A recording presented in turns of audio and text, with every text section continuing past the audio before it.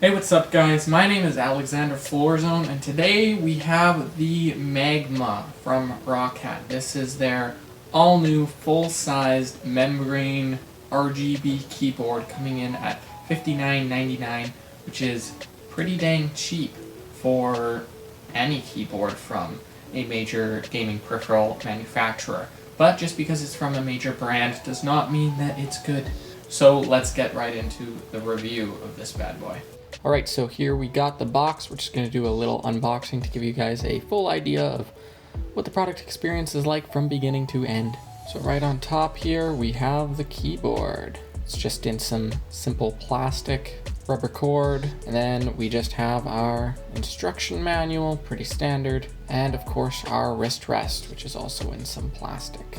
Wrist rest just pops right onto there. Gave it a little typing test, and then I plugged it in to get a little look at the RGB. And I gotta say, it was pretty cool. It kind of impressed me right away, how good it looked, how even it was, although it is a little faded. If it's too bright, you can't see it very well.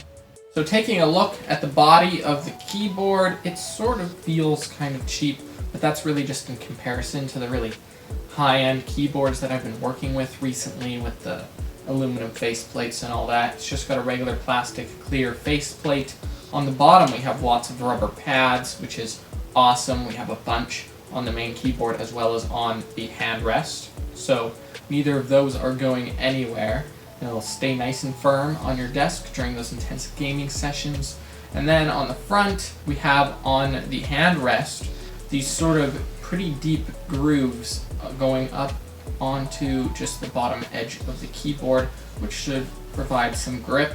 That handrest just clips in from the edge, and then to take it off, you've got to like fold it backwards, and it just pops out of there, which is kind of cool, nice and firm. Unlike Roccat's higher-end keyboards, which have the magnetic attachment, this one you're able to lift it up, and the wrist rest actually holds on and doesn't just fall off immediately, which I kind of appreciate for picking up and moving around.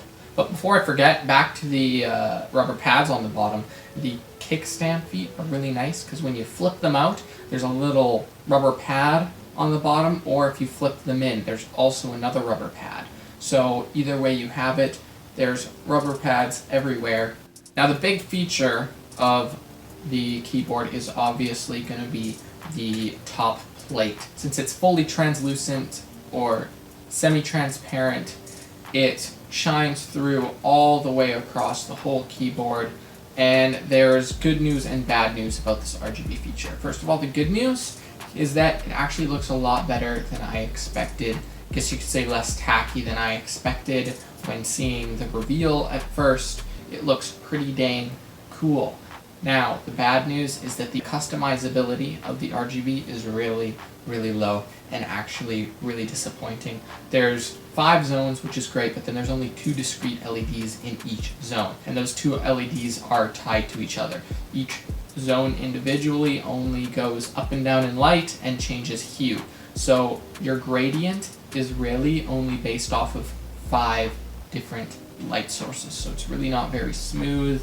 The customizability, you end up with just 5 spots of different colors of light if you want to set to custom presets or to your own colors that you choose. So it was just really disappointing, especially when you compare it to something from Razer. The Synosa V2, maybe it's called, is another membrane keyboard that goes all out with the RGB, and it has per key lighting in behind, and it's only 20 bucks more to get, you know, actual good full RGB. And I'm sorry if I'm wrong, but I think most people who are looking into this keyboard, who are looking into a gaming keyboard from a brand like this, that's still a membrane keyboard, are just looking for some really sweet lights to add to their setup, because there's no real performance advantage or much of a quality of typing advantage with a membrane keyboard.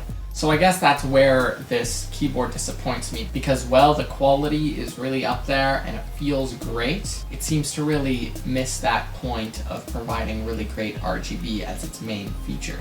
Don't get me wrong, it looks really great, especially if you just have one solid color, but it just could have been so much better. So usually at this point in the video, I guess I really like to talk specs, but there really isn't many specs to talk about. The weight of the unit, 870 grams, I guess that's with the wrist rest. So it feels pretty decent, especially considering it's all plastic and there's no metal on there. So I guess on from there, it's just the keycaps and the keys, which is the real big thing for keyboards for the most part. The typing experience is great. Our keycaps on here are double injection molded with a pass-through on the legend with a concave dip to them. Pretty standard really. And they are a full-size keycap. Now the travel distance of the keys I measured to be about 4 millimeters, but if you're competitive at all, don't expect to be receiving any sort of great actuation point on that because it's pretty much right at the bottom of the travel that it actuates. Maybe 3 or 3.5 millimeters down. That's just barely above the bottom. Nothing close to what you see on a mechanical keyboard. But the actual typing experience on the keyboard is great. It just feels like a nice quality membrane keyboard. The only thing that I've noticed is when playing a game with WASD, pushing on the spacebar with your thumb can feel a little gross. But if you've just gamed with membrane keyboards all your life, then you probably won't even notice that, because that's just kind of standard for membrane keyboards. Alright, so you know what, let me just give it my final verdict. The Magma is great if you're just looking for a cheap addition to your setup that provides very basic RGB lighting if you just want a solid color or a basic gradient. But if you're looking for something really fancy with a great fade, some great effects, really good customizability, then I totally recommend going for the Sinosa V2 from Razer. It's 20 bucks more, but it's just, if you're really hoping for awesome RGB and you're an RGB lover, that's the option that's actually going to deliver. And then the other path to go, if you're just looking for a cheap keyboard from a reliable brand like Roccat, is going for $10 more, dropping a bunch of the RGB, but getting still backlit with a bunch more features. The Horde from Roccat, which has key actuation halfway through the travel, it's got a little volume dial, it's got a whole bunch of other stuff.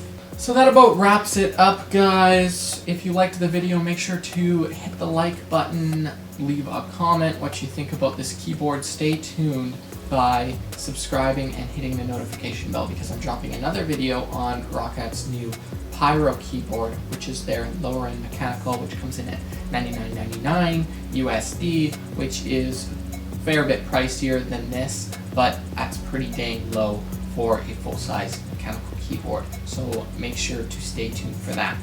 Thank you guys for watching, and I'll catch you in the next video. Bye bye.